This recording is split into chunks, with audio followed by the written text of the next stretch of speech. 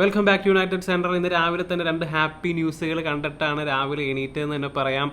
അപ്പോൾ number 1 എംബുമ United choose ചെയ്തു എന്നുള്ള കാര്യം ഡേവിഡ് ഓൺസ്റ്റീൻ ബൊംബ വന്നിട്ടുണ്ട്.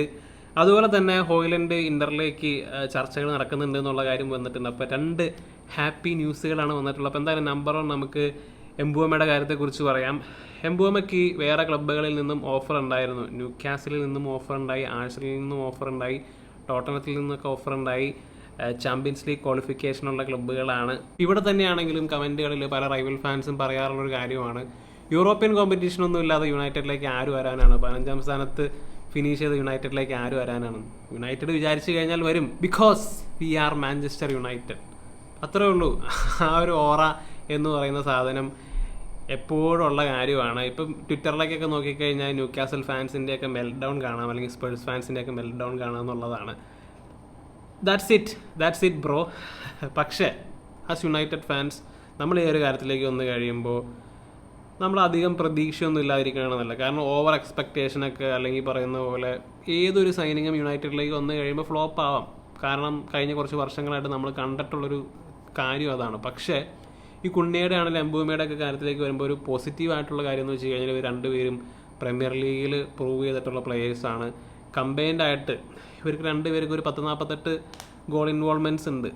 48 ഇല്ലെങ്കിൽ അതിൻ്റെ പകുതിയെങ്കിലും നമ്മുടെ ടീമിലേക്ക് വന്ന് വിട്ട് കഴിഞ്ഞാൽ അത് തന്നെ നമ്മളെ സംബന്ധിച്ച് വലിയൊരു അപ്ഗ്രേഡ് ആണെന്നുള്ളത് തന്നെയാണ്. ഇപ്പോൾ എംബുമയുടെ കാര്യത്തിലേക്ക് വരികയാണെങ്കിൽ കഴിഞ്ഞ സീസണിൽ 38 മത്സരങ്ങൾ 20 ഗോളും അതുപോലെ തന്നെ 7 അസിസ്റ്റും പ്രീമിയർ ലീഗിൽ നേടാനായിട്ട് എംബുമയ്ക്ക് സാധിച്ചിട്ടുണ്ട്. 5 അടി 7 ഇഞ്ച് പൊക്കമുള്ള കാമറൂണിയൻ താരമാണ്. നല്ല ഫിസിക്കലായിട്ടുള്ള പ്ലെയറാണ്, അത്യാവശ്യം നല്ല സ്ട്രോങ് ആണ്. അതുപോലെ തന്നെ മെയിൻ ആട്രിബ്യൂട്ടുകളെ പറ്റി പറയുകയാണെങ്കിൽ നല്ല ഫിനിഷിംഗ് ഉണ്ട്. അതുപോലെ ഡ്രിബ്ലിങ്ങിൻ്റെ കാര്യത്തിലേക്കൊക്കെ വരികയാണെങ്കിൽ അത്യാവശ്യം വേണ്ട സമയത്തൊക്കെ ഡ്രിബിൾ ചെയ്യാനറിയാം, അല്ലെങ്കിൽ ഓവറായിട്ട് ഡ്രിബിൾ ചെയ്യുന്ന ഒരു പ്ലെയറൊന്നുമല്ല. അതുപോലെ തന്നെ ലെഫ്റ്റ് ഫൂട്ടഡ് ആണ്, ലെഫ്റ്റിലേക്ക് കട്ട് ചെയ്തിട്ട് അകത്തേക്ക് ക്രോസ് ഇടാൻ കേപ്പബിലിറ്റി ഉള്ളൊരു പ്ലെയറാണ്. അപ്പോൾ അതുകൊണ്ട് തന്നെ നല്ലൊരു സ്ട്രൈക്കറെ കൂടി സൈൻ ചെയ്യുകയാണ്, നല്ല ഹെഡിങ് എബിലിറ്റി ഉള്ള സ്ട്രൈക്കറെ കൂടി സൈൻ ചെയ്യുകയാണെങ്കിൽ ഈ ഫ്രണ്ട് 3 വിചാരിച്ചു കഴിഞ്ഞാൽ അത്യാവശ്യം ഒരു കുക്കിംഗ് ഒക്കെ ചെയ്യാനൊക്കെ നമുക്ക് സാധിക്കുന്നുള്ളതാണ്. ഞാൻ ആകെ ഇത്രയാണ് ആഗ്രഹിക്കുന്നുള്ളൂ. നമ്മുടെ ഈ എംബുമ, കുൻഹ, അതുപോലെ തന്നെ ഒരു നല്ലൊരു സ്ട്രൈക്കർ, മേ ബി ഒരു ഓഷിമൻ, ഇങ്ങനത്തെ ഒരു സ്ട്രൈക്കറാണ് കിട്ടിക്കഴിഞ്ഞാൽ നമുക്ക് 10-45 ഗോളാണെങ്കിൽ ഇവർ 3 പേരിൽ നിന്നും നമുക്ക് പ്രതീക്ഷിക്കാം. ബാക്കി ഒരു 10-25 ഗോള് വേറെ അവിടെ എന്തെങ്കിലുമൊക്കെ വരട്ടെ. നമുക്ക് ബെഞ്ച് പ്ലേയേഴ്സ് ഉണ്ട്, അതുപോലെ തന്നെ അമാദ് സിർക്സി ഉണ്ട്, ഡിഫൻസ് ഉണ്ട്. അവിടെ നിന്നൊക്കെ ഒരു 10-25 ഗോളോടും കിട്ടിക്കഴിഞ്ഞാൽ നമുക്കൊരു 70 ഗോൾ ഒരു സീസണിൽ നമ്മൾ ടാർഗറ്റ് ചെയ്യുകയാണെങ്കിൽ സുഖമായിട്ട് നമുക്ക് ടോപ്പ് 6ലേക്ക് എത്താൻ പറ്റും. അപ്പം അത്രേ ഉള്ളൂ. Goals wins you games. ഇപ്പോൾ ഈ ഒരു എംബുമയുടെ സൈനിങ്ങിൽ ശരിക്കും പറഞ്ഞു കഴിഞ്ഞാൽ ഒരു മാനേനെ ലിവർപൂൾ സൈൻ ചെയ്ത സമയത്തുള്ള ആ ഒരു ഫീലിംഗ് ആണ്. കാരണം സൗത്ത് ആംപ്ടണിൽ വെച്ച് ഇതുപോലെ തന്നെ സിമിലർ ആയിട്ടുള്ള സ്റ്റാറ്റിസ്റ്റിക്കൽ ഔട്ട്പുട്ട് ആയിരുന്നു ആ സമയത്ത് മാനയ്ക്ക് ഉണ്ടായിരുന്നത്. അപ്പോൾ അങ്ങനെ നെക്സ്റ്റ് സ്റ്റെപ്പ് എടുക്കാൻ പോകുന്നൊരു പ്ലെയർ ആയിട്ടാണ് മാനിനെ കണ്ടുകൊണ്ടിരുന്നത്. അപ്പോൾ അങ്ങനെ ക്ലോപ്പ് ലിവർപൂളിലേക്ക് മാനിനെ കൊണ്ടുവന്നു. അതൊരു സക്സസ്ഫുൾ സൈനിങ് ആയിട്ടുമായി. സിമിലർ ആയിട്ടുള്ളൊരു ഏജ് പ്രൊഫൈലായിരുന്നു, 25 വയസ്സൊക്കെ ആയിരുന്നു ആ സമയത്ത് മാനയ്ക്ക്. അപ്പോൾ എന്ന് പറയുന്ന പോലെ അതുപോലത്തെ ഒരു സിറ്റുവേഷനാണ് നമ്മളെ സംബന്ധിച്ച്. ഈ പറയുന്ന പോലെ നമുക്ക് മാത്രമല്ല വേറെ ക്ലബ്ബുകളും നോക്കിക്കൊണ്ടിരുന്ന ഒരു പ്ലെയറാണ്. അപ്പോൾ അങ്ങനെ ഒരു പ്ലെയറിനെയാണ് നമുക്ക് കിട്ടുന്നത്, വിച്ച് ഈസ് വെരി ഗുഡ്. അതുപോലെ തന്നെ ആളുടെ വേറെ ഇഞ്ചുറി റെക്കോർഡിൻ്റെ കാര്യത്തിലേക്കൊക്കെ പറയുകയാണെങ്കിൽ കഴിഞ്ഞ സീസണിൽ ഒരു ആംഗിൾ ഇഞ്ചുറി സംഭവിച്ചിട്ടുണ്ട്. അപ്പോൾ അങ്ങനെ അതുകൊണ്ട് തന്നെ കഴിഞ്ഞ സീസണിൽ 25 മത്സരങ്ങളാണ് പ്രീമിയർ ലീഗിൽ കളിച്ചത്. അപ്പോൾ അതിനകത്ത് 9 ഗോളും 6 അസിസ്റ്റും നേടാനായിട്ട് സാധിച്ചു. അതുപോലെ തന്നെ മുന്നത്തെ സീസണിൽ 9 ഗോൾ 8 അസിസ്റ്റും. അപ്പോൾ ഈ സീസണിൽ ശരിക്കും പറഞ്ഞു കഴിഞ്ഞാൽ ഒരു ഓവർ പെർഫോമൻസ് ആണെന്നുള്ളതാണ്. അത്രയും ഗോൾ ഔട്ട്പുട്ടൊക്കെ ഈ പറയുന്ന പോലെ ഉണ്ടാവുന്നൊന്നും ഉറപ്പൊന്നുമില്ല. കാരണം 30% ഷോട്ട് ആക്യുറസിയൊക്കെയാണ് കണ്ടത്. അത്രയൊന്നും റിയലിസ്റ്റിക്കലി പോസിബിൾ ആയിട്ടുള്ളൊരു കാര്യമല്ല. അപ്പോൾ അതുകൊണ്ട് തന്നെ 20 ഗോളെന്ന പ്രതീക്ഷയിൽ ഒരു 10-12 എണ്ണമൊക്കെ നമ്മുടെ ടീമിലേക്ക് കൊണ്ടുവരാൻ സാധിച്ചു കഴിഞ്ഞാൽ അത് നമ്മളെ സംബന്ധിച്ച് വലിയൊരു അനുഗ്രഹമായിരിക്കും. അതുപോലെ ഹോയ്ലൻഡിൻ്റെ കാര്യം പറയണം. അപ്പോൾ ഇന്ററിന് കാര്യമായിട്ടുള്ള ഇൻട്രസ്റ്റ് ഉണ്ട് എന്നുള്ള തരത്തിൽ റൊമാനോ ഒക്കെ പറയുന്നുണ്ട്. അപ്പോൾ അങ്ങനെയാണെങ്കിൽ ഹോയ്ലൻഡിന് അങ്ങോട്ടേക്ക് ഓഫ് ലോഡ് ചെയ്യാൻ പറ്റുമായിരിക്കും. ഒരു 25 മില്യണെങ്കിലും ഹോയ്ലൻഡിൽ നിന്ന് കിട്ടിക്കഴിഞ്ഞാൽ അത് വെച്ച് ഈ പറയുന്ന പോലെ തീരുമാനമാക്കാം. 80 മില്യണൊക്കെ നമ്മൾ മേടിച്ചൊരു പ്ലെയറാണ്. വലിയ പ്രതീക്ഷയിലൊക്കെ വന്നതാണ്. കാരണം ആളൊരു യുണൈറ്റഡ് ഫാനാണ്, ഒരു അപ്പ് ആൻഡ് കമ്മിങ് സ്റ്റാറായിട്ടൊക്കെയാണ് കണ്ടുകൊണ്ടിരുന്നത്. മേ ബി ഒരു 25-26 വയസ്സൊക്കെ ആകുമ്പോഴേക്കും അവൻ ഈ പറയുന്ന പോലെ ഒരു സ്റ്റാറായിട്ട് മാറുമായിരിക്കും. പക്ഷേ നിലവിലെ സാഹചര്യത്തിൽ നമ്മൾ ആവശ്യത്തിലധികം ചാൻസുകളൊക്കെ കൊടുത്തതാണ്. അതിൻ്റേതായ യാതൊരുവിധ ഔട്ട്പുട്ടും ഈ സീസണിലേക്ക് ഒന്നും വിടാൻ സാധിച്ചില്ല. കഴിഞ്ഞ സീസണിൽ അത്യാവശ്യം പ്രോമിസിങ് ആയിട്ടൊക്കെ തോന്നിയതാണ്. പക്ഷേ ഈ സീസണിലേക്ക് വന്നു കഴിഞ്ഞപ്പോൾ ആൾ കംപ്ലീറ്റ്ലി ഡിപ്പായി പോയി എന്നുള്ളതാണ്. അപ്പോൾ അതുകൊണ്ട് പെർമനൻറ്റ് സെയിലായിരിക്കുമോ അതോ ലോണായിരിക്കുമോ എന്നുള്ള കാര്യമൊക്കെ സംശയമാണ്. Maybe loan with an option to buy എന്നൊക്കെ ഉള്ള രീതിയിലായിരിക്കും കൊടുക്കാൻ പോകുന്നത്. അങ്ങനെയാണെങ്കിൽ പോലും കൊടുത്തൊഴിവാക്കുക. അതുപോലെ തന്നെ ഹോയിലൻഡിൻ്റെ കാര്യത്തിലേക്ക് വന്നു കഴിയുമ്പോൾ നമ്മുടെ ഫാൻ ബേസ് ഒക്കെ ആകെ ഡിവൈഡഡ് ആണ്. അതിൻ്റെ ഒരു വലിയ റീസൺ എന്ന് വെച്ച് കഴിഞ്ഞാൽ പുള്ളിക്കാരൻ ഈ യുണൈറ്റഡ് സ്റ്റാൻഡായിട്ടുള്ള ബന്ധമാണ്. മാർക്ക് ഗോൾബ്രിഡ്ജ് ഒക്കെ ആയിട്ട് അടുത്ത ബന്ധം സൂക്ഷിക്കുന്ന ഒരാളാണ്. അപ്പോൾ അതുകൊണ്ട് തന്നെ വലിയൊരു വിഭാഗം ഫാൻ ബേസിന് പുള്ളിനെ കണ്ടുകൂടാ. അതിനത് വലിയൊരു റീസണാണ്. ഗോൾബ്രിഡ്ജ് ഒരിക്കലും പുള്ളിക്കാരനെ ക്രിറ്റിസൈസ് ചെയ്യാറില്ല. ബാക്കിയുള്ള പ്ലേയേഴ്സിനെ ഷിറ്റെന്ന് വിളിക്കും, അല്ലെങ്കിൽ അവർക്കെതിരെയൊക്കെ അജണ്ട വിടുന്ന സമയത്ത് ഇവൻ്റെ കാര്യത്തിലേക്ക് വന്നു കഴിയുമ്പോൾ പുള്ളിക്കാരൻ ഭയങ്കര മയമാണ്. അപ്പോൾ ആ ഒരു കാര്യം കൊണ്ട് തന്നെയാണ് വലിയൊരു ഫാൻ ബേസിൽ വലിയൊരു വിഭാഗം ആൾക്കാർക്ക് ഹോയിലൻഡിനെ കണ്ടുകൂടാത്തത്. അപ്പോൾ അതുപോലെ തന്നെ ബ്രൂണോയുടെ കാര്യത്തിലേക്ക് വരുമ്പോഴാണെങ്കിലും തീരുമാനം ഫൈനലൈസ് ആയിട്ടില്ല. Still waiting for Bruno's decision. അപ്പോൾ അങ്ങനെയാണെങ്കിൽ അൽ ഹിലാലിൻ്റെ ഒരു ബിഡ് പ്രതീക്ഷിക്കാം.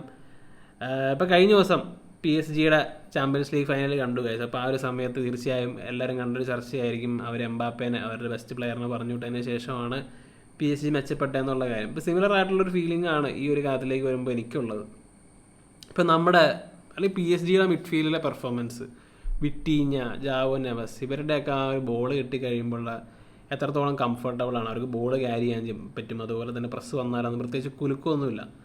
ഇപ്പം നമ്മുടെ മിഡ്ഫീൽഡിലേക്ക് കമ്പയർ ചെയ്ത് നോക്കിക്കഴിഞ്ഞ് കഴിയുമ്പോൾ നമ്മുടെ ഉഗാർട്ടേനെ കൊടുത്ത ഫണ്ട് കൊണ്ടാണ് അവർ ജാവോ നെവസിനെ മേടിച്ചത്. പക്ഷേ നമ്മുടെ മിഡ്ഫീൽഡ് എത്ര പേർക്ക് ബോൾ കിട്ടിക്കഴിഞ്ഞാൽ കംഫർട്ടബിളായിട്ട് ബോൾ കൊണ്ടൊന്ന് 10 അടി ക്യാരി ചെയ്ത് പോകാൻ പറ്റുമെന്ന് വെച്ച് കഴിഞ്ഞാൽ ആകെ കൊബിമൈന് മാത്രമേ ഉള്ളൂ. ബാക്കിയുള്ള ആരും തന്നെ നല്ല പ്ലെയേഴ്സിൻ്റെ എതിരെ വന്നു കഴിയുമ്പോൾ ഒട്ടും കംഫർട്ടബിൾ അല്ല. ഇപ്പോൾ കസമീറോ ആണെങ്കിലും ശരി, ബ്രൂണോ ആണെങ്കിലും ശരി. ഇപ്പോൾ ബ്രൂണോടെയൊക്കെ പ്രത്യേകത എന്ന് വെച്ചാൽ അതാണ്, പുള്ളിക്ക് പ്രസ് വന്നു കഴിഞ്ഞാൽ പുള്ളിയുടെ നിന്ന് ബോൾ നഷ്ടപ്പെടും. അതുപോലെ തന്നെ 1-2 പേരെ കട്ട് ചെയ്ത് പോകാനൊന്നും ബ്രൂണോയ്ക്ക് അറിയില്ല.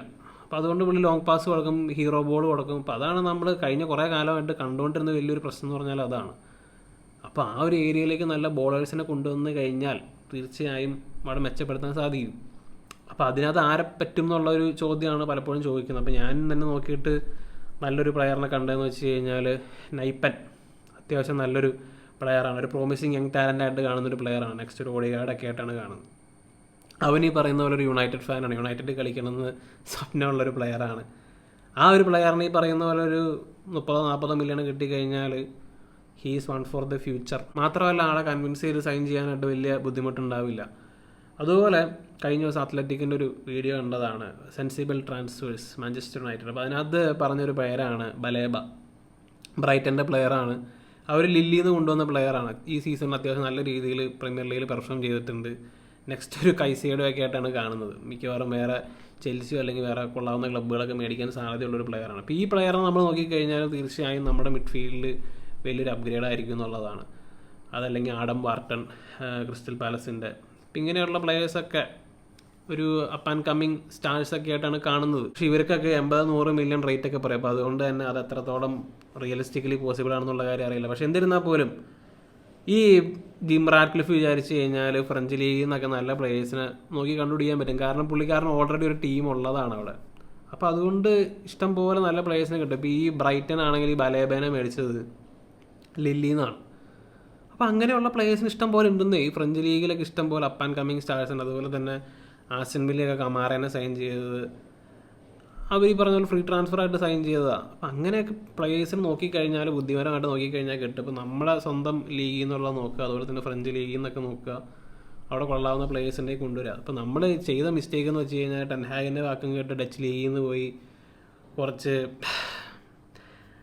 അങ്ങനെയൊക്കെ സൈൻ ചെയ്തിട്ടാണ്. അപ്പോൾ അതിന് പകരമായിട്ട് കുറച്ച് ഫിസിക്കലായിട്ടുള്ള ലീഗുകളെയും നോക്കുക. അതുപോലെ തന്നെ ഈ സെൻസിബിൾ ട്രാൻസ്ഫേഴ്സിൻ്റെ അതിനകത്ത് കണ്ടൊരു കേസാണ് ഗോൺസാലോ റാമോസിൻ്റെ പേര്. അത് ഈ പറയുന്ന പോലെ അത് ആരും മെൻഷൻ ചെയ്യാണ്ടിരുന്നൊരു പേരാണ്. കാരണം ഇപ്പോൾ കഴിഞ്ഞ ദിവസം റിപ്പോർട്ട് കണ്ടിരുന്നു PSG അവർ ഓഫ് ലോഡ് ചെയ്യാൻ തയ്യാറാണെന്നുള്ള തരത്തിൽ. ഇപ്പോൾ ഗോൺസാലോ റാമോസ് അവിടെ സ്റ്റാർട്ടറല്ല, പക്ഷേ എന്നിരുന്നാൽ പോലും ലീഗിൽ കഴിഞ്ഞ 2 സീസണിലും 10 ഗോൾ ഇൻവോൾവ്മെൻറ്റ്സ് ഉള്ള, അല്ലെങ്കിൽ 10 ഗോളുകൾ അടിച്ചിട്ടുള്ളൊരു പ്ലെയറാണ്. 21 വയസ്സുള്ളൂ. അത്യാവശ്യം ഫിസിക്കാലിറ്റിയും പ്രസൻസൊക്കെ ഉള്ളൊരു പ്ലെയറാണ്.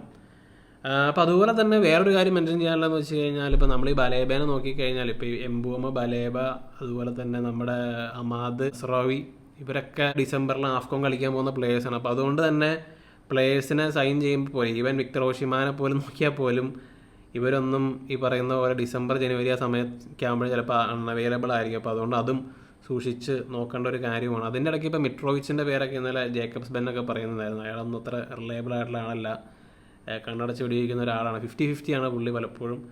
മിട്രോവിച്ച് ആണെങ്കിൽ ഈ പറയുന്ന ഒരു ഡീസൻ്റ് ആണ്. അതുപോലെ തന്നെ മറ്റേറ്റയാണ് പ്രധാനമായിട്ടും ഷോർട്ട് ലിസ്റ്റിൽ എന്നുള്ള കാര്യമൊക്കെ പറയുന്നുണ്ട്. അപ്പോൾ എന്തായാലും നെക്സ്റ്റ് മിക്കവാറും ഒരു സ്ട്രൈക്കർ ആയിരിക്കും. അതുപോലെ തന്നെ ഒരു ഗോളി ഇതൊക്കെ അജണ്ടയിലുണ്ട്. ഹോപ്പ്ഫുള്ളി ക്ലബ്ബ് ഇതെല്ലാം ചെയ്യുമായിരിക്കും എന്ന് വിചാരിക്കും. അതുപോലെ തന്നെ കുറേ പേര് ഓഫ് ലോഡും ചെയ്യുമല്ലോ.